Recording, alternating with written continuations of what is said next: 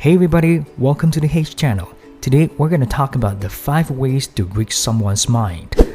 While telepathy sounds like a superpower, reading someone's mind is actually a skill that can be learned. From anticipating the needs of the client to knowing how to approach your boss, developing an inner intuition about what others value can help you get ahead.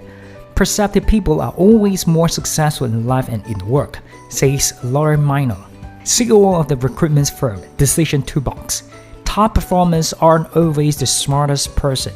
They're the ones who connect with others and have a higher EQ. People send signals about their thoughts all the time, say Miner, but it can take practice to tune in.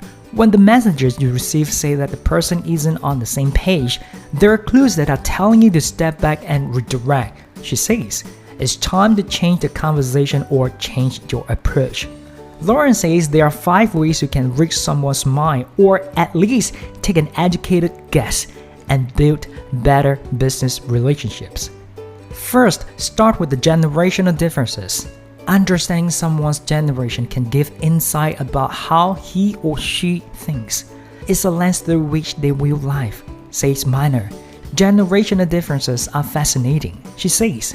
Millennials often hide behind computers and speak their mind through Twitter and blogs. They don't place value in face-to-face communication. Boomers, on the other hand, like to talk to someone in person. Miner says understanding someone's generation will help you know the best way to approach them to develop a relationship. If we are closing a deal with a millennial, we know there's no need to fly out and schedule a roundtable. She says they prefer a presentation via internet. For boomers, we spend the money and go out. Generation also value different things, say Miner. Millennials, for example, look for fast results. When we talk to them, we talk about quick, proven processes, she says. Boomers are more conservative. When we talk to them, we move slower and talk about things like safety and risk. Number 2, recognize hot button.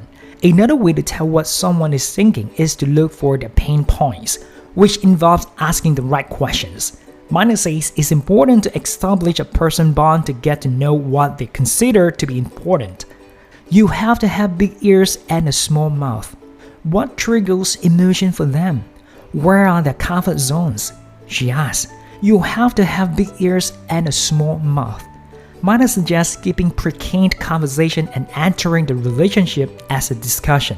Ask open-ended questions that allow the person to share their strengths and challenges, says Miner, or share stories about what you have done for others. 9 times out of 10, people will agree that they have the same issue, which helps you better understand what they need. Number 3, consider personalities. It can help to notice and observe individual qualities to determine who they are as a person and what's important to them. Miner says she's very analytical, and she relates well when people methodically lay out their ideas. I've told my team that they have to come to me prepared to back up their initiative with numbers. She says, if you don't, you've lost me. Look for clues into someone's personality by paying attention to characteristics and verbiage.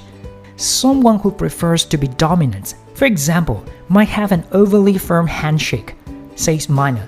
People who welcome humor would often insert sarcasm into the conversation. Use these clues to determine their values and their approach. Number 4, look for nonverbal communication.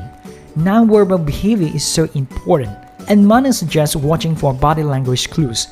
If someone leans in, they're engaged. If they back up, look down, or turn away, they aren't relating to what you're saying. It's important to develop a good ear that can listen for subtle sounds. Tone of voice can also provide clues. For example, if someone is answering in a monotone, they're almost like unattached to your concept and not interested. If they look at you when you speak and move closer, they're finding value in what you're saying. Number 5, be a good listener.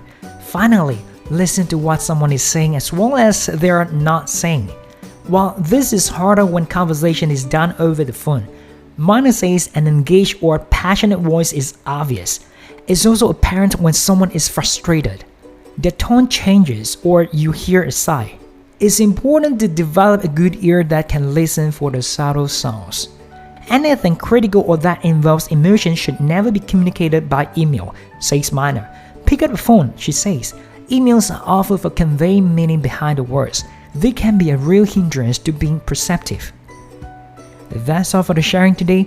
If you like this video, please consider to smash the subscribe button and turn on all the notifications so that you're not going to miss out any video just like this from this channel. And most importantly, leave your comments below. Let me know what you think. I would love to read and reply to your comments. And I hope to see you in the next video.